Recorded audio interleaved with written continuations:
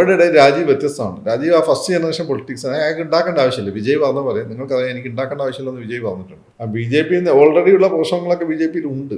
B J P കേരളത്തിൽ മാതൃകയാക്കിയത് ഒരു സൈഡിൽ കോൺഗ്രസിനെയും വസ്ത്രദാനത്തിൻ്റെ ശൈലി കോൺഗ്രസിനെയും രാഷ്ട്രീയ പ്രവർത്തനത്തിൻ്റെ രീതി സി പി എമ്മിനെയാണ്. ഇതിന് ഹുസൈനയ്ക്ക് ഒരു പ്രശ്നം വന്നു കഴിഞ്ഞാൽ ഇന്ത്യയിലെ ഒരു ഇൻ്റർനാഷണൽ ഉപരോധം വരും. അപ്പോൾ അതുകൊണ്ട് തന്നെ അവർക്ക് ആ ഒരു കോൺഫിഡൻസ് ഉണ്ട്. ഹിന്ദുക്കൾക്ക് ഹിന്ദു എന്ന് പറയാൻ ബുദ്ധിമുട്ടാണ്. പക്ഷേ ക്രിസ്ത്യാനികൾ സിറിയൻ ക്രിസ്ത്യാനികൾ പറയുന്നത് അവർ ബ്രാഹ്മണരാണ്. ബ്രാഹ്മണരാണോ എന്നുള്ള ചരിത്രപരമായ രണ്ടാമത്തെ കാര്യം. പക്ഷെ അവരങ്ങനെ പറയുന്ന ആളുകളാണ്. അപ്പോൾ ആ സത്ത ഉൾക്കൊള്ളുന്ന ആളുകളാണ്. ഏഷ്യാനെറ്റ് ഒരിക്കലും നമ്മൾ ഇന്നത് നിങ്ങൾ പറയണമെന്ന് പറയില്ല. പിന്നെ വളരെ ഇൻഡിപെൻഡൻ്റ് ആയിട്ട് സംസാരിക്കാനുള്ള നിലപാട് അവരെടുക്കും. പലപ്പോഴും അവർ മുൻകൂട്ടി ചർച്ചകളുടെ ക്ലൈമാക്സ് തീരുമാനിക്കാറില്ല. അതിൽ നിന്ന് ഉരുത്തിരിഞ്ഞു വരുന്നതാണ്. നമസ്കാരം, ഇന്ത്യ ലൈവ് മലയാളത്തിലേക്ക് ഏവർക്കും സ്വാഗതം. ഇന്ന് നമ്മളോടൊപ്പം അതിഥിയായുള്ളത് ഡോക്ടർ ഫക്രുദ്ദീൻ അലി. ഏവർക്കും അറിയാം, രാഷ്ട്രീയ കേരളത്തിലെ ഒരുപാട് പ്രശസ്തമായ രാഷ്ട്രീയ നിരീക്ഷണം നടത്തിയ ഒരു വ്യക്തി കൂടിയാണ്. നമസ്കാരം.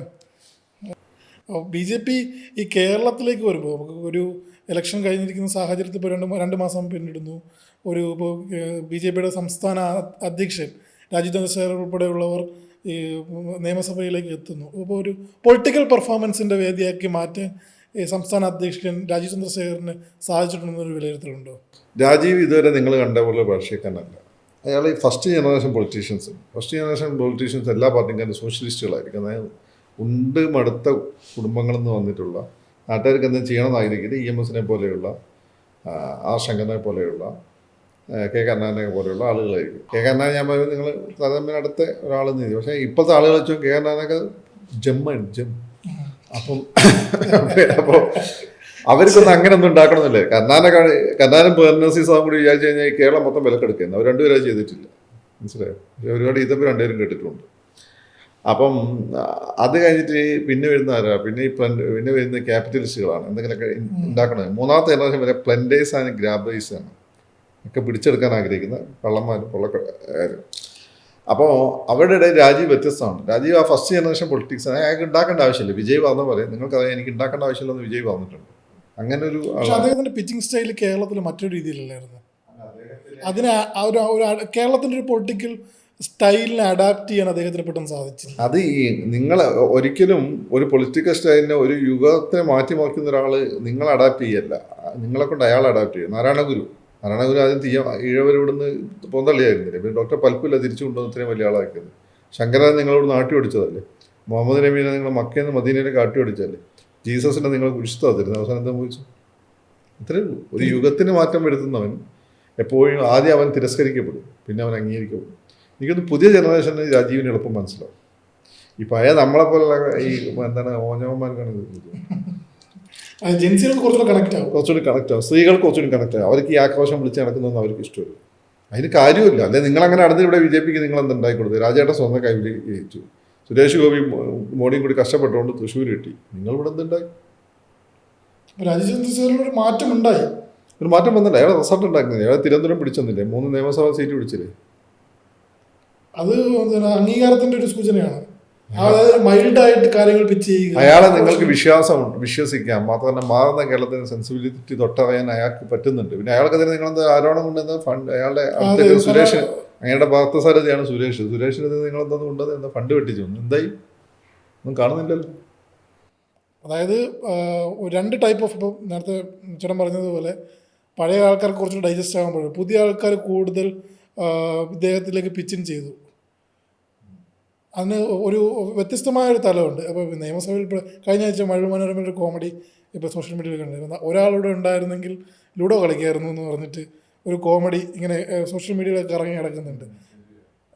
4 പേരുണ്ടായിരുന്നെങ്കിൽ തിരകാലം ലുഡോ ബോർഡോടെ വെറുതെ കിടക്കുക. മൂന്നാളെ കിട്ടിയല്ലോ വലിയ. പിന്നെ ആ FC നിയമം വന്നപ്പോൾ കൊണ്ടുവന്ന് തന്നെ 1-2 അനുവാനൊക്കെ ചിലപ്പോൾ ജയിച്ചു പോയായിരുന്നു. 4-5 ആളുകൾ കിട്ടിയ. അല്ല, ഒരു പരിധിവരെ കേരളത്തിലെ ഈ groupism of politics in BJP അത് കൺട്രോൾ ചെയ്യാൻ RCക്ക് സാധിച്ചിട്ടുണ്ട്, രാജീവ് ചന്ദ്രശേഖറിന് സാധിച്ചിട്ടില്ലേ? ഒരു പരിധി വരെയാണ്. ഇപ്പം തുറന്ന് ധൈര്യത്തോടു കൂടി പറയാൻ ആർക്കും ധൈര്യമില്ല. അതാണ് ഒരു കാര്യം. അത് മോളിന്നെല്ലാം അമിത്ഷായും മോഡി നോക്കുന്നുണ്ട് ഫീൽ. അത് സുരേഷ് ഗോപിയുടെയും അദ്ദേഹത്തിൻ്റെ വിജയമാണ്. അവർ പറ്റിയ ടീം. 2 വിദ്യാഭ്യാസമുണ്ട്, 2 പല ലാംഗ്വേജ് അറിയാം, 2 ഔട്ട് ഓഫ് ദ ബോക്സ് ചെയ്യുന്ന ആളുകളാണ്. പിന്നെ രാജീവിന് കേരളത്തെ ഇപ്പോൾ ഭാഷയെ കൈകാര്യം ചെയ്യുന്ന ആരും വഴക്കില്ലാത്തതുകൊണ്ട് രാജീവ് വിവരമുള്ളതുകൊണ്ട് ജയറാം ഇംഗ്ലീഷ് വന്ന പോലെ സൂക്ഷിച്ച മലയാളം പറയാം. ഈ ചേട്ടനാണെങ്കിൽ സ്ഥിരമായിട്ട് ഏഷ്യാനെറ്റ് ചർച്ചയ്ക്ക് പോകുന്ന ഒരു വ്യക്തിയാണ്, നമ്മളെല്ലാവരും നോക്കിക്കാണുന്നതാണ്. അപ്പോൾ ഏഷ്യാനെറ്റ് കൊണ്ടുവന്നൊരു BJP നെഗറ്റീവ് നറേഷനെ എപ്പോഴും രാജ്യത്തെ സ്വയം തലയിൽ കൊണ്ടുവയ്ക്കുന്നതിന് വലിയ രീതിയിൽ സോഷ്യൽ മീഡിയ ഇൻഫ്ലുവൻസ് കേൾക്കുന്നുണ്ട്. രാജീവ് ഒരു നല്ല ബിസിനസ്സാണ്. പിന്നെ ഒരു മീഡിയ ഹൗസ് എപ്പോൾ ഇൻഡിപെൻഡൻ്റ് ആയിരിക്കണം. നിങ്ങളെപ്പോഴും മഹാനെന്ന് പറഞ്ഞാൽ നിങ്ങൾ പിന്നെ പിണറായി വിജയൻ്റെ അവസ്ഥയായിരിക്കും. പിണറായി വിജയന് ഹിറ്റ്ലറിനൊക്കെ പറ്റിയ അവസ്ഥ എന്ന് വെച്ചാൽ എല്ലാവരും പോയി മഹാൻ എന്ന് പറഞ്ഞു. അങ്ങനെ അവസാനം ഇവരതങ്ങ് വിശ്വസിച്ച് പോയി. അതാണ് ഇവർക്ക് പറ്റിയ അബദ്ധം. ഇത് മോഡിക്ക് പറ്റാത്തതുകൊണ്ട് RSS ഇടയ്ക്ക് പോയിട്ട് തിരുത്തുന്നുണ്ട്. അതുകൊണ്ടാണ് മോഡിക്ക് അത് പറ്റും. മോഡിൻ്റെ ഇതെല്ലാവരും പോയി മോഡി മഹാൻ എന്നാണ് വന്നുകൊണ്ടിരിക്കുന്നത്. ആരും കുറ്റമൊന്നും പറയാറില്ല. പക്ഷേ RSS തിരുത്തുന്നുണ്ട്. അപ്പോൾ ഏഷ്യാനെറ്റിൽ ഞാൻ പൊതുവേ ഇപ്പം എല്ലാത്തിനും പൊതുവെ വിസിബിലിറ്റി കുറച്ചിരിക്കുകയാണ്. കാരണം വയസ്സ് 45 നമ്മൾ ഈ പയ്യന്മാരെ പോലെ കളിക്കാൻ നമ്മളെ മമ്മൂട്ടിയോ നമ്മളെ ഏജ് അനുസരിച്ച് വേണം കളിക്കാൻ. മമ്മൂക്കാക്ക് പിന്നെ പ്രായം കൂടുന്നതിനനുസരിച്ചിട്ട് അല്ലെ യുവത്വം അങ്ങനെ കൂടി വരും. അതെ, മമ്മൂക്ക നമ്മളതല്ലേ. അപ്പം പക്ഷേ ഏഷ്യാനെറ്റ് ചർച്ചയ്ക്ക് വിളിച്ചു കഴിഞ്ഞാൽ പൊതുവേ ടോപ്പിക് എനിക്ക് ഇഷ്ടപ്പെട്ടതാണെങ്കിൽ ഞാൻ പോകും. അതിന് കാരണം ഏഷ്യാനെറ്റ് ഒരിക്കലും നമ്മൾ ഇന്നത് നിങ്ങൾ പറയണമെന്ന് പറയില്ല. പിന്നെ വളരെ ഇൻഡിപെൻഡൻ്റ് ആയിട്ട് സംസാരിക്കാനുള്ള നിലപാട് അവരെടുക്കും. പലപ്പോഴും അവർ മുൻകൂട്ടി ചർച്ചകളുടെ ക്ലൈമാക്സ് തീരുമാനിക്കാറില്ല, അതിൽ നിന്ന് ഉരുത്തിരിഞ്ഞ് വരുന്നതാണ്. അപ്പോൾ ഇത്രയും ശക്തന്മാർ ആയതുകൊണ്ട് തന്നെയാണ് ഇവിടെ BJPക്കാരും CPM-മാരും കോൺഗ്രസ്സുകാരൊക്കെ അതിനെ വിലക്കി കിട്ടുക. അവർ ഇപ്പോഴും നമ്പർ 1 നിൽക്കുന്നത്. ചില ഉടായ്പ ചാനലുകൾ വന്ന് ഉടായ്പ കാണിച്ചു, എന്നിട്ട് ഇപ്പോഴും നമ്പർ 1 ആണ്. അതൊക്കെ ക്രെഡിബിലിറ്റിയാണ്. അപ്പോൾ അതങ്ങനെ നിൽക്കുന്നത് BJP ഗുണകരമാണ്. എങ്കിലും അതാണ് അവർക്ക് അവരുടെ തെറ്റുകൾ മനസ്സിലാവും. ഇപ്പോൾ രാജീവിൻ്റെ ഒരു സ്പൈൻ തന്നെയല്ല അത് കാണിക്കുന്നത്. അയാൾ BJPയുടെ പിന്നെ സംസ്ഥാന പ്രസിഡൻ്റായി നിൽക്കുമ്പോൾ അല്ല അഖിലേന്ത്യാ നേതാവായിരിക്കും കേന്ദ്രമന്ത്രി ആയിരിക്കുമ്പോൾ അയാളുടെ സ്ഥാപനത്തിന് ഇൻഡിപെൻഡൻസ് കൊടുത്തു. ഇത് ഏത് കമ്മ്യൂണിസ്റ്റുകാരും കൊടുത്തിട്ടുണ്ടെങ്കിൽ ഇന്നൊന്ന് പോകാം. അല്ല, ഒരു മൊത്തത്തിലൊരു രാഷ്ട്രീയപരമായിട്ട് സാമ്പത്തികപരമായിട്ട് അച്ചടക്കം കൊണ്ടുവരുന്നതിൽ ഒരു വിജയം അത് സുരേഷിന് വലിയൊരു പങ്കുണ്ട്. സുരേഷിന് രാജീവിൻ്റെ മേൽനോട്ടം സുരേഷ് ചെയ്തിട്ടുള്ളൊരു കാര്യമാണ്. ഫണ്ട് ആദ്യമായി തിരിച്ചു കൊടുത്തു. ബാക്കിയുള്ള മലയാളിക്ക് അങ്ങനെ സ്വഭാവമല്ലല്ലോ, കൈയിട്ട് വേണ്ട സ്വഭാവമല്ലേ ഉള്ളൂ. അത് തിരിച്ചു കൊടുത്തു. പിന്നെ ഏഷ്യാനെറ്റ് ചെയ്തുള്ള അറ്റാക്ക് രാജീവിനെ കിട്ടാൻ വേണ്ടിയിട്ട് ഏഷ്യാനെറ്റിന് അറ്റാക്ക് ചെയ്യുക. അതൊന്നും രാജീവ് ചന്ദ്രശേഖരൻ എന്ന് പറയുന്ന വ്യക്തി എന്ന് പറയുമ്പോൾ അതിന്റെ കൂടെ തന്നെ ഏഷ്യാനെറ്റ് കൂടെ കടത്താൻ ശ്രമിക്കുകയാണ്. അത് രാജീവിനെ കിട്ടാത്തതുകൊണ്ട് രാജീവിനെ കിട്ടില്ലല്ലോ. ഒന്ന് കാണാനും കിട്ടിയല്ല, മൂപ്പര് നിങ്ങൾ സംസാരിക്കാൻ നിൽക്കില്ല. അപ്പോൾ ഏഷ്യാനെറ്റിനെ ആക്രമിച്ചു. ഏഷ്യാനെറ്റിനെ നിങ്ങൾ ആക്രമിച്ച് അത് ഇത്ര രാജീവിനും ഗുണമാണ്. അയാൾ എത്ര അതിന് ഇൻഡിപെൻഡൻസ് കൊടുത്തു എന്നുള്ളതാണ്. ഇവിടെ നിങ്ങൾ പറയാം ഏത് കമ്മ്യൂണിസ്റ്റുകാരും കൊടുത്തിട്ടുണ്ട് ഇത്ര ഇൻഡിപെൻഡൻസ്, പിന്നെ കോൺഗ്രസ്സുകാർ കൊടുത്തിട്ടുണ്ടാവും. അപ്പം നിങ്ങൾക്ക് ആദ്യം ഇത് പറയാനുള്ള അവകാശമുണ്ടോ എന്ന് നിങ്ങൾ സ്വയം ചിന്തിക്കണം. കൺസ്ട്രക്റ്റീവ് പൊളിറ്റിക്സിനപ്പോൾ ഒരു for vision of development of state, development politics പറയുന്നതിൽ അദ്ദേഹം വന്നതിന് ശേഷം കുറച്ചും കൂടി ബാക്കിയുള്ള പൊളിറ്റിക്കൽ പാർട്ടീസ് ആയാലും പൊളിറ്റീഷ്യൻസ് ആയാലും അവർ എന്താണ് സ്ട്രഗിൾ ചെയ്യുന്നു, അല്ലെങ്കിൽ അവർ പ്രഷറൈസ്ഡ് ആകുന്നു. അങ്ങനൊരു മാറ്റം വന്നിട്ടില്ലേ കേരളത്തിൽ? അതുകൊണ്ട് ഒരു പോസിറ്റീവ് പൊളിറ്റിക്സ് മുന്നോട്ടൊക്കെ മറ്റുള്ളവർക്ക് അവർക്ക് സ്ഥിരം ഈ പണ്ട് സുരേന്ദ്രനൊക്കെ പറഞ്ഞ പോലുള്ള ആൻറ്റി മുസ്ലിം ആൻറ്റി ക്രിസ്ത്യൻ കളിച്ചുകൊണ്ടിരുന്ന ഗണപതി വട്ടം എന്നൊക്കെ പറഞ്ഞുകൊണ്ടിരുന്ന അവർക്ക് എളുപ്പമായിരുന്നു, അവർക്ക് പരിചയമുള്ള. അദ്ദേഹം വെക്കുന്നത് പോസ്റ്റ് മോഡേൺ പൊളിറ്റിക്സാണ്. അപ്പോൾ ഇദ്ദേഹം അതിൽ നിന്നുകൊണ്ട് മാറുന്നില്ല. അപ്പോൾ മറ്റുള്ളവരോട് ഇനി പഠിച്ചു പറയണം. അതാണ് ഇതിൻ്റെ ഒരു കാര്യം. ഇതിപ്പോൾ ഒരു കാര്യം കാലത്തിൻ്റെ മാറ്റം നിങ്ങൾ ഉൾക്കൊള്ളും. ഇപ്പോൾ സുനിലിൻ്റെയൊക്കെ കാലഘട്ടത്തിൽ മലയാളി ഉണ്ടല്ലോ, സുനിലിൻ്റെയൊക്കെ കാലഘട്ടത്തിൽ സുനിൽ ആഗ്രഹിച്ച ഗവൺമെൻറ് ജോലിയായിരിക്കും, അല്ലെങ്കിൽ മനോരമയിലെ ജോലി. അതാണ് ഏറ്റവും വലിയ ജോലി അന്ന് കേരളത്തിൽ കിട്ടാവുന്നത്. എൻ്റെയൊക്കെ ജനറേഷൻ ഞാൻ ആഗ്രഹിച്ചത് സിവിൽ സർവീസാണ്, മനസ്സിലായില്ല. അപ്പം അതങ്ങനെ ഇപ്പോഴത്തെ പിള്ളേർ കർഷകരല്ല, അവർക്കതൊന്നും താല്പര്യമില്ല. അവർക്ക് വേണ്ടതെന്ന് വെച്ചാൽ ഒരു 25-30 വയസ്സാകുമ്പോഴേക്കും ഒരു മില്യനെയറാണ്. എന്നിട്ട് കരീബിയയിൽ ഒരു പ്രൈവറ്റ് ഐലൻഡ് വേണം, 2 പ്രൈവറ്റ് ജെറ്റ് വേണം. ആ ആസ്പിറേഷനുള്ള ആളുകൾ അഡ്രസ്സ് ചെയ്യാൻ പറ്റുന്ന ആൾ കേരള രാഷ്ട്രീയത്തിൽ ഇന്ന് രാജീവ് ചന്ദ്രശേഖരനും VD സതീശനും ഉണ്ട്. അല്ല, ഒന്ന് രാജീവ് ചന്ദ്രശേഖരൻ. ഡെവലപ്മെന്റ് എന്നുള്ള വാക്കത് എനിക്ക് താല്പര്യമില്ല. പ്രോഗ്രസ്. രാജീവും പറയുന്നത് പ്രോഗ്രസ് ആയി. ഡെവലപ്മെന്റ് ഇവിടെ കോൺഗ്രസ്സുകാരും കമ്മ്യൂണിസ്റ്റുകാരും പിന്നെ പറഞ്ഞു ക്ലീഷാക്കിയൊരു വേട, കമ്മ്യൂണിസ്റ്റുകാർ ഉപേക്ഷിച്ചൊരു വേടുണ്ട്, അതാണ് പ്രോഗ്രസ്. തിരുവനന്തപുരത്ത് ആദ്യം മത്സരിക്കാൻ വന്നപ്പോൾ രാജീവ് പറഞ്ഞതാണ് പുരോഗതിക്കായി രാജീവ്. അയാളെ ചൂസ് ചെയ്തതിന് പിന്നിൽ പോലും കൃത്യമായിട്ട് കേരളത്തിൻ്റെ ചരിത്രം അറിഞ്ഞുകൊണ്ടാണ്. അയാളെ ചൂസ് ചെയ്താണ്, അയാൾ നിയമിച്ച ആളുകൾ ചെയ്താലും ബോധം പേരുകൊണ്ട്. ഈ പ്രാക്ടിക്കൽ ബിസിനസ്മാൻ ഇൻ പൊളിറ്റിക്സ് എന്ന് പറയുന്നത് അത് കുറച്ചുകൂടെ ആപ്ലിക്കബിൾ ആക്കിയ ഒരു വ്യക്തിയാണ്. അതേ ആപ്ലിക്കബിൾ ആവുള്ളൂ. അയാൾക്കൊന്നും വീട്ടിൽ കൊണ്ടുപോകേണ്ട ആവശ്യമില്ല. അല്ല, നിങ്ങൾക്ക് വീട്ടിൽ കൊണ്ടുപോകണ്ട. EMS, നമ്പൂതിരിപ്പാട്, ആശങ്ക, ഇവർക്കൊന്നും നിങ്ങളെ പറിച്ചെടുത്ത് കൊണ്ടുപോകേണ്ട ആവശ്യമില്ല. അവർക്ക് വീട്ടിലുണ്ടായിരുന്നു. ഈ ഒരു ഗതിയില്ലാത്ത രാഷ്ട്രീയത്തിൽ വന്നപ്പോഴാണ് ഉണ്ടാക്കാൻ തുടങ്ങിയത്. അതാണ് നമ്മൾ ഈ പത്രമാധ്യമങ്ങളിലൊക്കെ കണ്ട് ഒരുപാട് കോടി രൂപയുടെ ചിലവ് BJPയുടെ കൂടി അത് കുറച്ച് കൊണ്ടുവരാനുള്ള ഒരു. നിങ്ങൾക്ക് ഈ പോയൊക്കെ നിങ്ങൾ പിടിച്ചേക്കും, പക്ഷേ ബിരിയാണിയുടെ സ്മെല്ല് വരുമ്പോൾ നിങ്ങൾ ഇളകിപ്പോവും. ഇതാണ് ഈ ഉണ്ട് മുടക്കാത്തവനും നമ്മളുടെ വ്യത്യാസം. രാജീവ് ബിരിയാണി അല്ല ഇപ്പം പൈസ ഒന്നല്ല, 2 ജനറേഷനായി പൈസ കണ്ടു വളർന്നിട്ടുള്ള ആളാണ്. പിന്നെ പട്ടാളക്കാരനായതുകൊണ്ട്, അച്ഛൻ പട്ടാളക്കാരനായതുകൊണ്ട് ആ ഒരു ഡിസിപ്ലിനും ഉണ്ട്. പിന്നെ ലോകം കണ്ടിട്ടുണ്ട്. പിന്നെ ഭാര്യയും ഈ പറയുന്ന പല ഭാര്യമാരും അത്യാവശ്യം അവരവരുടെ കാര്യം നോക്കി കിടക്കുന്നത്. മോളും അങ്ങനെ തന്നെ, ഒരു മോളെ ഉള്ളൂ തോന്നിയിരിക്കും. അവരും അങ്ങനെ തന്നെയാണ്. അപ്പം അങ്ങനെ ഫ്രീ ആണ് ആസ് എ ഹ്യൂമൻ ബീങ് എന്ന രീതിയിൽ സ്വന്തമായി തീരുമാനിക്കാൻ ഒരു സമ്മർദ്ദമില്ല. മറ്റു പലരുടെയും കേടാക്കുന്ന ഭാര്യമാരും മക്കളുമാണ്. ഈ ആശല്യമില്ല, കറപ്ഷൻ്റെ ആവശ്യമില്ല. കാരണം അവർക്ക് അതിൻ്റെ ആവശ്യമില്ല. അവർക്കറിയാം അങ്ങനെയുള്ള ആളുകൾ വേണം നമ്മളെ നയിക്കാൻ. എൻ്റെ അലവലാതെയൊക്കെ നയിച്ചതുകൊണ്ടാണ് നിങ്ങളിപ്പോൾ കേരള ഈ രീതിയിൽ ഇരിക്കുന്നത്. കേരളം മാത്രമേ ഇന്ത്യയുടെ കാര്യം. ഈ രാജീവ് ചന്ദ്രശേഖരൻ വന്നതിന് ശേഷം ഗ്രൂപ്പിസം ഒരുപാട് ബി ജെ പിക്ക് അകത്ത് കുറഞ്ഞു, പൊളിറ്റിക്കൽ പെർഫോമൻസ് കൂടി എന്ന് പറയുമ്പോൾ ഇപ്പോഴും അദ്ദേഹത്തെ ഡൈജസ്റ്റ് ആവാത്തൊരു പ്രത്യേക ശ്രേണി ഓഫ് ആൾക്കാർ ബി ജെ പിക്ക് അത് ഇപ്പോഴും ഉണ്ട്. അല്ല, അത് ബുള്ളറ്റ് പോലെ. ബുള്ളറ്റ് പണ്ടത്തെ ബുള്ളറ്റ് തന്നെയാണ് ഇപ്പോഴും. പക്ഷേ മറ്റേ ആ പയ്യനുണ്ട്, എന്താ സിദ്ധാർത്ഥലാൽ വന്നപ്പോൾ അതിന് ചെറിയ ചെറിയ കുഴപ്പങ്ങളുണ്ടായിരുന്നു. അതൊക്കെ പരിഹരിച്ച് വണ്ടി സെയിലബിൾ ആയിട്ടുള്ള സാധനമാക്കി മാറ്റി, ഒരു ഹോട്ട് കേക്കാക്കി മാറ്റി. ആ ബി ജെ പി ഓൾറെഡി ഉള്ള പ്രശ്നങ്ങളൊക്കെ ബി ജെ പിയിൽ ഉണ്ട്. എന്നാൽ ബി ജെ പി കേരളത്തിൽ മാതൃകയാക്കിയത് ഒരു സൈഡിൽ കോൺഗ്രസിനെയും, വസ്ത്രദാനത്തിൻ്റെ ശൈലി കോൺഗ്രസിനെയും, രാഷ്ട്രീയ പ്രവർത്തനത്തിൻ്റെ രീതി സി പി എമ്മിനെയാണ്. ഇതിൻ്റെ മിക്സാണ് കേരളത്തിലെ ബി ജെ പി. പ്രഥമ ദൃഷ്ടിയാൽ അകൽച്ചയിലാണെങ്കിലും അല്ല, അവര് അത് തന്നെ അവരെ സ്വാധീനിച്ചത് രണ്ടുമാണ്. ഡ്രസ് കോഡ് കോൺഗ്രസ്സുകാരതും വൈറ്റ് ആൻഡ് വൈറ്റ് ഡീസൻ്റ് ആണ്. മറ്റേ സി പി എമ്മിലെ ഗുണ്ടായുസമുണ്ട്. അതുകൊണ്ടാണ് സി പി എമ്മിനോട് അടിച്ചിങ്ങനെ കോൺഗ്രസ്സുകാർക്ക് പറ്റിയത്. മത്സരത്തിൽ ഇല്ലെങ്കിലും ചേട്ടൻ വരെ കോൺഗ്രസ് ഫാമിലിയിൽ നിന്ന് വന്ന ആളാണ്. അപ്പോൾ അവിടെ കണ്ണൂർ ബൊമ്മാരോട് അടിച്ചിങ്ങനെ അവസ്ഥയായേ പറ്റുള്ളൂ. അപ്പം അങ്ങനെ ഒരു പ്രശ്നം, ഒരു ഐഡൻറ്റിറ്റി, സ്വന്തമായിട്ട് ഐഡൻറ്റിറ്റി ഇല്ല. ബുള്ളറ്റെ കൊണ്ട് വന്നതിൻ്റെ അറിയാം. അപ്പോൾ അതിൻ്റെ ചില പ്രശ്നങ്ങൾ, ഫണ്ട് ചോർച്ച, ഇങ്ങനെയുള്ള ജയിക്കാൻ പറ്റില്ല എന്നുള്ള കോൺഫിഡൻസിന് കുറവ്, ഇതൊക്കെ തൽക്കാലം ഈ എൻഫീൽഡ് കമ്പനിയുടെ മുതലാളിയായ രാജീവ് ചന്ദ്രശേഖർ പരിഹരിച്ചിട്ടുണ്ട്. പക്ഷെ വണ്ടി ഇപ്പം ഇപ്പോൾ എൻഫീൽഡിന്റെ പ്രശ്നം ഉണ്ടല്ലോ, അതിന് മറ്റേ ക്ലാസിക്കിനൊക്കെ പിന്നെ സ്ത്രീകൾക്ക് പിന്നെ ഈ ക്ലാസിക്കിലാണ് സ്ത്രീകൾ സഞ്ചരിച്ചു കഴിഞ്ഞാൽ അവർക്ക് ഒരു 20 മിനിറ്റ് കഴിയുമ്പോഴേക്ക് ബാക്ക് പെയിൻ വരും. അപ്പൊ അങ്ങനെയുള്ള പ്രശ്നങ്ങളൊക്കെ ഉണ്ട്. ഏതായാലും അദ്ദേഹത്തെ കുറെ പറ്റിക്കപ്പെട്ടു എന്നുള്ളൊരവസ്ഥ ഈ ഫണ്ട് തട്ടിപ്പുമായി ബന്ധപ്പെട്ട് വരുന്നുണ്ട്. അത് 3 തട്ടിലായിട്ട് നിന്ന് അദ്ദേഹത്തെ ഒറ്റയെടുക്കുന്ന രീതിയിലുള്ള പ്രവർത്തനങ്ങൾ കാഴ്ചവെച്ചിരിക്കുന്നു. ഇത് മനുഷ്യൻ ചെറുതാനം പോലെയല്ല, മനുഷ്യൻ പലതും ആലോചിച്ചുകൊണ്ടിരിക്കും. പിന്നെ മോളിലുള്ള ആളുകൾ ഇതൊക്കെ മനസ്സിലാക്കുന്നു എന്നുള്ളതുകൊണ്ടാണ്. മോളിൽ ചിലർ ഇതൊക്കെ നോക്കിക്കുന്നുണ്ടല്ലോ. ഇനിയൊരു ടേൺ, അതായത് ഇനിയൊരു അവസരം മുന്നോട്ട് കാണുന്നുണ്ടോ രാജീവ് ചന്ദ്രശേഖരൻ കേരളത്തിൽ? എന്തുകൊണ്ട് കൊടുക്കാതിരിക്കണം? അയാൾ നിങ്ങൾക്ക് റിസൾട്ട് ഉണ്ടായിരുന്നില്ലേ, കോർപ്പറേഷൻ പിടിച്ചില്ലേ, 3 നിയമസഭ പിടിച്ചില്ലേ, പിന്നെ നിങ്ങൾ കൊടുത്തില്ലേ, പിന്നെ നിങ്ങൾ ആർക്കാ കൊടുക്കും? അതിലുള്ള വലിയൊരു മാറ്റം ബി ജെ പിക്ക് ഇനി കേരളത്തിലുണ്ടാവും. ഈ മൊമെന്റം കൊണ്ടുപോകാൻ പറ്റണം. കുറച്ചും കൂടി മൊമെന്റം മുന്നോട്ട് കൊണ്ടുപോകാൻ ഈ ബാക്കി ഘടകങ്ങൾ അദ്ദേഹത്തിനോടൊപ്പം നിൽക്കുമോ അതോ കാല് വരുമോ? കാല് വാരിയാതെ പിന്നെ ഇയാള് പ്രവീൺ തൊഗാഡിയെ നേട്ടിട്ടുണ്ടോ? അയാളെ ശരിയായി പോകും. അയാളെ ശരിയെന്ന് അന്വേഷിച്ചാൽ മതി. ഒരു LDF ഒരു ഡെവലപ്മെന്റ് സ്റ്റൈൽ ഓഫ് പൊളിറ്റിക്സ് പറയുന്നത് LDF ആണ്. ഇപ്പോൾ കഴിഞ്ഞ 10 വർഷത്തിൽ അർബൻ ഡെവലപ്മെന്റ് അല്ലെങ്കിൽ റൂറൽ ഡെവലപ്മെന്റ് പറയുന്നത് വലിയ എന്താണ്, അർബൻ ഡെവലപ്മെന്റ് പറയുന്നത് റൂറലിലേക്ക് എത്താത്തത് കൊണ്ടാണ് വീഴ്ച പറ്റിയതെന്നൊക്കെയുള്ള വിലയിരുത്തൽ പല ഘട്ടങ്ങളിൽ നിന്ന് വരുമ്പോഴത്തേന് ഈ ഡെവലപ്മെന്റ് പൊളിറ്റിക്സ് പറയുന്നതിൽ LDF ഒരു മാതൃകയാണ് നേരത്തെ എടുത്തതെന്ന് പറയുന്നത്. അതായത് രാജീവ് ചന്ദ്രശേഖർ ആ ശൈലി കുറച്ചും കൂടെ കേരളത്തിലേക്ക് പിച്ചിങ് ചെയ്യുമ്പോൾ വലിയൊരു മാറ്റം സൃഷ്ടിക്കാനാവും കരുതുന്നുണ്ട്. LDF അത് ശരിക്കും ലീഡറാണ് ആ മാതൃക കേരളത്തിൽ കൊണ്ടുപോകുന്നത്. അതിൻ്റെ മുമ്പാണ് ഇതൊരു കണ്ടിന്യൂറ്റിയാണ്. അച്യുതമേനോൻ ഫസ്റ്റ് EMS ഗവൺമെൻറ്, അതിനുശേഷം അച്യുതമേനോൻ്റെ ഗവൺമെൻറ്, അതിനുശേഷം ലീഡർക്ക് ശേഷം നായനാർ ചെയ്തിട്ടുണ്ട്, VS അച്യുതാനന്ദൻ ചെയ്തിട്ടുണ്ട്, പിന്നെ പിണറായി വിജയൻ ചെയ്തിട്ടുണ്ട്. അത് കണ്ടിന്യൂറ്റിയാണ്. അപ്പോൾ ഏറ്റവും തൊട്ട് മുമ്പുള്ള പിണറായി വിജയൻ ആയതുകൊണ്ട് അയാൾ ചെയ്ത പോലെ നല്ല കാര്യങ്ങൾ വെച്ചാൽ മുതലാളിമാരെ കാണുമ്പോൾ രഹസ്യമായിട്ട് സന്തോഷിക്കുകയും പരസ്യമായിട്ട് മോഹൻ ചുളിക്കുകയും ചെയ്യുന്ന സ്വഭാവം കമ്മ്യൂണിസ്റ്റുകാർക്കുണ്ടായിരുന്നു. അത് മാറ്റിയ പിണറായിയാണ്. മുതലാളിമാരെന്ന AK സെൻറ്ററിൽ പെട്ടെന്ന് തന്നെ വാല് തോന്നിട്ട് മൂപ്പർ സമയത്ത്.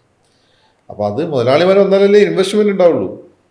അല്ലെങ്കിൽ നിങ്ങൾ ഈ രാജ്യത്തിന് വേണ്ടി ചാകാൻ തയ്യാറായി നിൽക്കുന്ന ആളുകളായിരിക്കണം. അങ്ങനെ പൊതുമേഖല എന്നാൽ ഇന്ത്യയിൽ ഏത് പൊതുമേഖല സ്ഥാപനം മര്യാദയ്ക്ക് നടക്കുന്നത് വളരെ ചുരുക്കമേ ഉള്ളൂ. ഇവരെന്നെ നശിപ്പിക്കുന്നതല്ലേ, തൊഴിലാളികൾ തന്നെ. ഈ തൊഴിലാളികൾ, പാവങ്ങൾ എന്നൊക്കെ പറയുന്ന ആളുകൾ തന്നെയാണ് ഇതിനെ നശിപ്പിക്കുന്നത്. അപ്പം പൊതുമേഖലയ്ക്ക് രാജ്യത്തെ രക്ഷിക്കാൻ പറ്റില്ല, പിന്നെ സ്വകാര്യ മേഖലയെ നമുക്ക് ഡിപ്പെൻഡ് ചെയ്യാൻ പറ്റുള്ളൂ. അപ്പോൾ സ്വകാര്യ ഇൻവെസ്റ്റ്മെൻറ്റ് പ്രോത്സാഹിപ്പിക്കാന്നുള്ളത് രാജ്യത്തിൻ്റെ വളർച്ചയ്ക്ക് അത്യാവശ്യമാണ്. അല്ലെങ്കിൽ ചൈന പോലെ ആയിരിക്കും, രണ്ടും ഒരേപോലെ പോകണം. എന്നിട്ട് അഴിമതി നടത്തി അവനെ തല വെട്ടിക്കളയും, എന്നിട്ട് DP ചന്ദ്രസേന പോലെ വെട്ടിക്കൂട്ടിക്കളയും. ചൈനയിൽ അങ്ങനെയാണ്.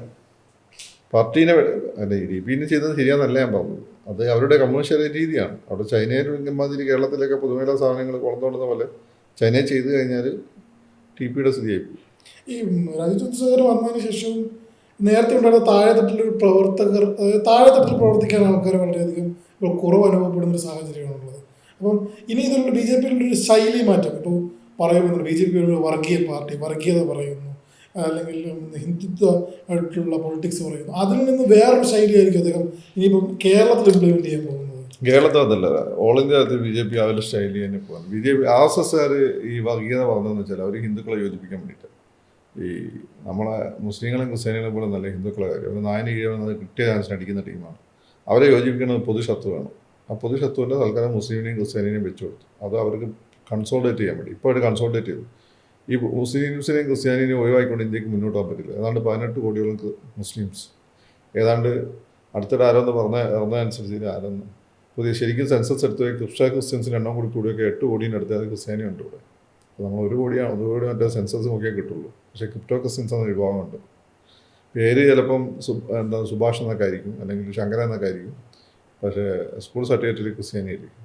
അങ്ങനെയുള്ള ആളുകൾ ആണല്ലേ ഇപ്പം ഈ ഒരു വർഷം. അപ്പം ഞാൻ പറഞ്ഞു എന്താ വെച്ചാൽ അപ്പം ഇവരെ തള്ളിക്കളഞ്ഞ് മുന്നോട്ട് പോകാൻ പറ്റില്ല. മാത്രമല്ല ഇന്ത്യക്ക് അങ്ങനെ സംസ്കാരമില്ല. അല്ലെങ്കിൽ തള്ളിക്കളഞ്ഞ് കൊന്നൊടിക്കുന്നു മുന്നോട്ട് പോകുന്നില്ല. സംസ്കാരം നമ്മുടെ രാജ്യത്തിലില്ല. അപ്പോൾ ഇവരെല്ലാം ഉൾക്കൊണ്ടുകൊണ്ട് മുന്നോട്ട് പോകാനുള്ള ഒരു സംവിധാനമാണ് RSSന്. അങ്ങനെ പ്ലാനാണ് അവരുടെ മനസ്സിലുള്ളത്. ഇപ്പോൾ ഇന്ത്യയിൽ തന്നെ പല സ്ഥലങ്ങളിലും ഈ മുസ്ലിം ഇവിടെ നിങ്ങൾക്ക് ഈ ക്രിസ്ത്യൻ ഔട്ട്റീച്ച് മാത്രമേ പല സ്ഥലത്തും മുസ്ലിം ഔട്ട്റീച്ച് കാര്യമായിട്ട് നടക്കുന്നുണ്ട്. കേരളത്തിലെ ക്രിസ്ത്യൻ ഔട്ട്റീച്ചിനെ ഒന്ന് കൊളാബറേറ്റ് ചെയ്ത് നിർത്താൻ അല്ലെങ്കിൽ ചേർത്ത് നിർത്താൻ രാജ്യത്ത് കഴിഞ്ഞിട്ടുണ്ട്. അതായത് ഈ ഒരു വർഷം മുമ്പ് കുറച്ച് പഴയ കാര്യമാണ്. ഈ ഛത്തീസ്ഗഡിലെ കന്യാസ്ത്രീകൾ ആക്രമിക്കപ്പെട്ട സംഭവത്തിലേക്ക് ഒരുപാട് വഴികേട്ട വ്യക്തിയാണ്. അതിനുശേഷം തദ്ദേശ തെരഞ്ഞെടുപ്പ് പോകുന്നു, അതിനുശേഷം നിയമസഭാ തെരഞ്ഞെടുപ്പ് പോകുന്നു. ഇതിലൊക്കെ തന്നെ അവർ ചേർത്ത് ക്രിസ്ത്യൻ ഔട്ട്റീച്ചിനെ ചേർത്ത് നിർത്താനുള്ളൊരു ശ്രമം ഒരുപാട് രീതിയിൽ നല്ല രീതിയിൽ രാജീവ് ചന്ദ്രശേഖരന്റെ ഭാഗത്തു നിന്നുണ്ട്. അതിനൊരു ബലം കണ്ടിട്ടുണ്ട് തീർച്ചയായും. അല്ല, ഇതൊക്കെ ഒരു ഗുഡ് വില്ല് പതുക്കെ സൃഷ്ടിച്ചു വരുള്ളൂ. അത് രാജീവ് അതിൽ കൺസിസ്റ്റന്റ്, BJP കൺസിസ്റ്റന്റ് അല്ല, രാജീവ് കൺസിസ്റ്റന്റ് ആണ്. പിന്നെന്ന് വെച്ചാൽ ക്രിസ്ത്യാനികളെ സംബന്ധിച്ചിടത്തോളം ഒരു കാര്യം എന്ന് വെച്ചാൽ ക്രിസ്ത്യാനിക്ക് ഇവരാരും സപ്പോർട്ടിൻ്റെ ഒന്നും ആവശ്യമില്ല. ക്രിസ്ത്യാനി ഗ്ലോബൽ സംഭവമാണ്. ഈ ലോകത്ത് തന്നെ ഭരിക്കുന്ന കത്തോലിക്ക സഭ, ആദ്യം മനസ്സിലാക്കും. ലോകത്ത് ഭരിക്കുന്ന പിന്നാണ് നിങ്ങൾ ഇപ്പോൾ മൊസാദും ജൂതനൊക്കെ വരുന്നത്. അവർ പക്ഷേ അതിങ്ങനെ ഞങ്ങളെ ലോകം ഭരിക്കുന്നത് മൊസാദിനെ പോലെ കാണിക്കാൻ നടക്കില്ല. അപ്പോൾ അവരെ സംബന്ധിച്ച് അതിൻ്റെ ആവശ്യമില്ല. ഇനിയിപ്പോൾ അവർക്കൊരു പ്രശ്നം വന്നാൽ, ഇപ്പം മുസ്ലിംസിന് പ്രശ്നം വന്നാൽ ആപ്പാട് ഇടപെടാനുള്ളത് എന്താ? സൗദി അറേബ്യ, പാകിസ്ഥാൻ, അവരവന്മാരോട് ഇടപെടില്ല. പാകിസ്ഥാൻ പിന്നെ ഇന്ത്യയെ നശിപ്പിക്കാൻ വേണ്ടി ഇടപെടും. അതുപോലെ അല്ല, ക്രിസ്ത്യാനിക്ക് ഒരു പ്രശ്നം വന്നു കഴിഞ്ഞാൽ ഇന്ത്യയിലെ ഒരു ഇൻ്റർനാഷണൽ ഉപരോധം വരും. അപ്പോൾ അതുകൊണ്ട് തന്നെ അവർക്ക് ആ ഒരു കോൺഫിഡൻസ് ഉണ്ട്. അതേസമയം തന്നെ അവർ ഈ രാജ്യത്തിൻ്റെ സത്യം ഇവിടെ പലരും ഹിന്ദുക്കൾക്ക് ഹിന്ദു എന്ന് പറയാൻ ബുദ്ധിമുട്ടാണ്. പക്ഷേ സിറിയൻ ക്രിസ്ത്യാനികൾ അവർ ബ്രാഹ്മണരാണോ എന്നുള്ള കാര്യപരമായ രണ്ടാമത്തെ കാര്യം. പക്ഷെ അവരങ്ങനെ പറയുന്ന ആളുകളാണ്. അപ്പോൾ ആ സത്ത ഉൾക്കൊള്ളുന്ന ആളുകളാണ്. അപ്പോൾ അത് ഒരു ടൈം എടുക്കും അതൊന്ന് ശരിയായി വരാൻ. പക്ഷേ അതിൻ്റെ സാധ്യത വളരെ കൂടുതലാണ്. അല്ല, അത് ഒരു ആഗോളതലത്തിൽ നോക്കുമ്പോൾ ഈ കേരളത്തിലെ ഒരു പൊളിറ്റിക്സ് വെച്ചിട്ട് ക്രൈസ്തവരെ BJPയിലേക്ക് അടുപ്പിക്കാനുള്ള ശ്രമങ്ങൾ അത് രാജ്യത്തെ അതാണ് ഞാൻ പറഞ്ഞത്. ഈ ശ്രമം നടക്കുമ്പോൾ പ്രതികരണം വരുന്നത് നിങ്ങൾ ആരാണ് എന്നുള്ള ബാക്ക്ഗ്രൗണ്ട് കൂടിയാണ്. ഇപ്പോൾ മുസ്ലിങ്ങൾക്കാണെങ്കിൽ ഈ ഇന്ത്യ അല്ലാതെ അവന്മാരെ സഹായിക്കാൻ വേറെ ആരുമില്ല. ക്രിസ്ത്യാനിക്ക് വേണ്ടി അതല്ല. ഈ കത്തോലിക്ക സഭേനെ ഒന്ന് ഗ്ലോബൽ സഭയാണ്. ഇവർ ബന്ധക്കോസ്ത് വരും, അമേരിക്ക പിടിക്കും. അപ്പോൾ അവരെ സംബന്ധിച്ച് ആ ഒരു കോൺഫിഡൻസ് അവർക്കുണ്ട്. പക്ഷേ അതേസമയം തന്നെ നിത്യനിദാന കാര്യങ്ങൾ നടന്നു പോകണം. പിന്നെ പെന്തക്കോസ്തരെ പറ്റി ഈ ഇവാഞ്ചലിസ്റ്റുകളെ പറ്റി ഞാൻ പറഞ്ഞത് സിറിയൻ കത്തോലിക്ക സഭ അവരാണ് പ്രധാനമായും ഇവർ ടാർഗറ്റ് ചെയ്യുന്നത്. അവർക്കൊരു ഹിന്ദു മനസ്സുള്ളവരാണ്. അതിനെ അഡ്രസ്സ് ചെയ്യാനാണ് ശ്രമിക്കുന്നത്. പക്ഷേ അവർക്ക് ചില പേടികളുണ്ട്. ആ പേടികൾ പതുക്കെ അഡ്രസ്സ് ചെയ്യും. പിന്നെ കോൺട്രഡിക്ടറി ആയിട്ടുള്ള കാര്യങ്ങളുണ്ട്. കൺവേർഷൻ എന്നുള്ള സാധനം സിറിയൻ കത്തോലിക്ക സഭ അത് പ്രൊമോട്ട് ചെയ്യുന്നില്ല. പക്ഷേ സിറിയൻ ചർച്ചകൾ ചിലതിനൊക്കെ നോർത്ത് ഈസ്റ്റിൽ അവർ സ്വന്തമായി ചർച്ച ഉണ്ടാക്കാൻ നോക്കുന്നുണ്ട്. പിന്നെ ഫണ്ടിങ് ആയിട്ട് ബന്ധപ്പെട്ട വിഷയങ്ങൾ വരുന്നുണ്ട്. അപ്പോൾ ഇതൊക്കെ ഒരു പ്രോബ്ലമാണ്. അതൊക്കെ തന്നെയാണ് കരോളുകളൊക്കെ അടിച്ചമർത്തുകയും ചെയ്യുന്നത്. കരോള് വേറെ ആരല്ല ചെയ്തത്. ബോധമുള്ള RSSനെ BJPക്കാരപ്പം അങ്ങനെ ചെയ്യും ഇല്ലല്ലോ. അവർ ക്രിസ്ത്യാനികളെ എങ്ങനെ മുസ്ലിങ്ങളെ എങ്ങനെ കൂടെ കൊണ്ടുവരാൻ ആലോചിച്ചിരിക്കും. അപ്പോൾ RSSന്റെ ആറ്റിറ്റ്യൂഡ് അതാണ്. അത് നിങ്ങൾക്ക് അറിഞ്ഞൂടാത്തതുകൊണ്ട് അവർ പിന്നെ ഹിന്ദുക്കളെ ഒരുമിച്ച് നിർത്താൻ വേണ്ടിയിട്ട് ഈ പറയുന്ന തന്നെ ക്രിസ്ത്യൻ വിരോധമൊക്കെ ഒരു കാലത്ത് പറഞ്ഞിരുന്നു. ബാബാ മുസ്ലിം വിരോധം പറഞ്ഞിരുന്നു. പിന്നെ ഈ കാരണം ഹിന്ദുക്കളെ മൊത്തം കൺവേർട്ട് ചെയ്യാൻ നടക്കുമ്പോൾ സ്വാഭാവികമായിട്ട് അവരെ പ്രതികരിക്കും. അതൊക്കെ സ്വാഭാവികമാണ്. അത് നമ്മളെല്ലാം പ്രതികരിക്കില്ല. ഇപ്പോൾ ക്രിസ്ത്യാനിയുടെ കൂട്ടത്തിൽ നിന്ന് കുറച്ച് ആളുകൾ വന്നിട്ട് ഹിന്ദുക്കളിലേക്ക് പരിവർത്തനം നടത്താൻ ശ്രമിക്കും. അത് മുസ്ലിംസിൻ്റെ മലപ്പുറം പോയിട്ട് ആളുകളെ ദാരിദ്ര്യമൊക്കെ മുതലെടുത്തുകൊണ്ട് ഹിന്ദുക്കളിലേക്ക് പരിവർത്തനം നടത്താൻ ശ്രമിക്കുക. സ്വാഭാവിക പ്രതികരണം ഉണ്ടാവും. അതിന് 4-1 ഹിന്ദുക്കളുടെ ഭാഗത്ത് ഉണ്ടാവുന്നില്ലല്ലോ. അപ്പോൾ ക്രിസ്ത്യാനികളെ സംബന്ധിച്ചിടത്തോളം നിലവിൽ ഈ രാഷ്ട്രീയ പാർട്ടികളെല്ലാം ഉണ്ടാക്കി വെച്ചിട്ട് മതിലുണ്ട്. അത് പതുക്കെ ഇടിഞ്ഞു തുടങ്ങിയിട്ടുണ്ട്. പിന്നെ അവർ കോൺഫിഡൻ്റ് ആണ്. അവരാരാണോ അതിലൊരു കോൺഫിഡൻ്റ് ആണ്. അതുകൊണ്ട് കുറച്ച് ടൈം എടുക്കും. എങ്കിൽ പോലും രാജ്യം നടത്തുന്ന ഈ ഗുഡ് വിൽ ജസ്റ്റിസ് ഗുണം ചെയ്യുമെന്ന് തന്നെയാണ് ഞാൻ കരുതുന്നത്. അതിനെ സപ്പോർട്ട് ചെയ്യുന്ന രീതിയിൽ RSSന്റെ ഭാഗത്ത് നീക്കങ്ങൾ ഉണ്ടാവുന്നു. ഈ രാജ്യം ശക്തി പ്രാപിക്കണമെങ്കിൽ മുസ്ലിം ക്രിസ്ത്യൻ വിഭാഗങ്ങളും കൂടി മുഖ്യധാരയിൽ വരണം. കാരണം മുസ്ലിങ്ങളും ക്രിസ്ത്യാനി എസ്പെഷ്യലി സൗത്ത് ഇന്ത്യയിൽ അവർ വൈശ്യന്മാരാണ് ട്രേഡ് കൺട്രോൾ ചെയ്തിരുന്ന ആളുകളാണ്, എസ്പെഷ്യലി കേരള സ്ഥലത്ത്. അവരെയും കൂടി സപ്പോർട്ട് ആവശ്യമാണ്. അല്ലാതെ ഇവരെ അടിച്ചമർത്താൻ നോക്കിക്കഴിഞ്ഞാൽ എന്ത് സംഭവിക്കും? ഇന്ത്യനെ മേൽ ഉപരോധം അതും ഇതൊക്കെ വരും. അത് ഇന്ത്യനെ നശിപ്പിക്കുന്നു. ഒന്നും അങ്ങനെ അടിച്ചമർത്തണമെന്ന ഉദ്ദേശം ബേസിക്കലി ആർഎസ്എസിനില്ല. ഞാൻ നിങ്ങളോട് പറയുന്നത്. രണ്ടാമത്തെ കാര്യം, ഇനി അങ്ങനെ ഏതെങ്കിലും വൃത്തിയായിട്ടോ ചിന്തിച്ചാൽ തന്നെ അത് ഈ രാജ്യത്തിൻ്റെ നാശത്തിനെ വഴിവെക്കുള്ളൂ. അത് എല്ലാവർക്കും എല്ലാവർക്കും അറിയാവുന്നതാണ്. അതുകൊണ്ട് ഇത് ഗ്രാജ്വലി നടക്കുക. അതിൻ്റെ ആ ഒരു സത്യസന്ധമായിട്ടുള്ളൊരു സമീപനമാണ് എന്ന് രാജീവിന് തെളിയിക്കാൻ പറ്റുന്നുണ്ട്. അതാണ് കാര്യം. പലരും മുമ്പ് കേക്കും കൊണ്ടുപോയി അടുത്ത ദിവസം ഗണപതി വട്ടം ഉണ്ടാക്കാൻ പറഞ്ഞിട്ട്, പക്ഷെ രാജീവ് അങ്ങനെയല്ല. You should prove your self. പക്ഷേ ഈ ഛത്തീസ്ഗഡ് വിഷയം അതുമായിട്ട് ബന്ധപ്പെട്ട് ഛത്തീസ്ഗഡ് വിഷയത്തിൽ രാജീവ് കുറച്ച് കൂടിപ്പോയെന്നുള്ള അഭിപ്രായം. ഇവിടെ രണ്ടും കേരള സംഭവം. കേരളത്തിൽ നിന്നാണ് ഈ മതപരിവർത്തനത്തിന്റെ ഹബ്ബ്. ആ മുസ്ലിം കമ്മ്യൂണിറ്റി ആണെങ്കിൽ ക്രിസ്ത്യൻ കമ്മ്യൂണിറ്റി കേരളമാണ്. അത് മലയാളി വിശ്വാസികളൊന്ന് മനസ്സിലാക്കുന്നത് നല്ലതാണ്. ഇവിടെ ഇന്ത്യയിലാണ് നിങ്ങൾക്ക് ഈ കളിയൊക്കെ കളിക്കാൻ പറ്റുള്ളൂ. നിങ്ങൾ വേണേൽ കേരളത്തിൽ കിടന്നു ഇനി അവിടെ പോയി ഉണ്ടാക്കാൻ നോക്കിയാൽ ആളുകൾ പ്രതികരിക്കും. അതിന് പറഞ്ഞൊരു കാര്യം ഉണ്ടാക്കും. ഏറ്റവും പുതിയ വാർത്തകളും വിശകലനങ്ങളുമായിട്ട് ഇന്ത്യ ലൈവ് നിങ്ങൾക്കൊപ്പമുണ്ട്. ഇന്ത്യ ലൈവ് ഇനിയും സബ്സ്ക്രൈബ് ചെയ്തിട്ടില്ല എങ്കിൽ ഉറപ്പായിട്ടും ചെയ്യണേ.